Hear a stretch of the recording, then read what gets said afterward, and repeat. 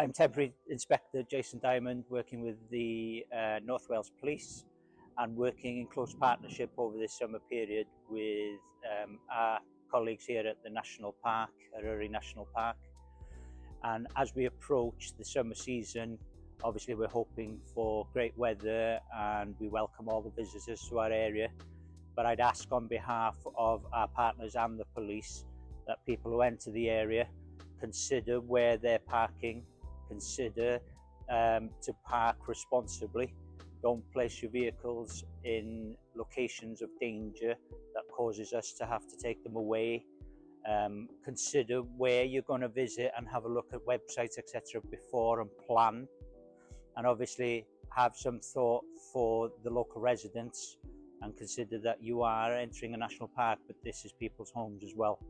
If you're thinking about going up into the mountains during the night time and coming up onto the Wyddfa overnight, can you please have some consideration for the locals and keep it as quiet as possible, and also have consideration for what you leave on our mountains and in our area, and potentially take everything that you bring home with you at the same time. We hope you have an enjoyable stay within our area, but we please ask for you to respect the area and be responsible. Just before the summer holidays start here in Eryri, we'd just like to remind you that we've got a fantastic bus system called the Eryri. So if you are planning to come here, it'd be great if you looked in advance and if you tried to use the bus. You can see we're standing in the bus stop here and you can see the sign just behind me and the branding of the Sherpa, so what to look out for when you're actually here. We're in a bus stop which actually has a digital screen that tells you when the next bus is going to be coming as well. So we would ask that you do try and use the bus service, because obviously most of the national park is an extremely rural area.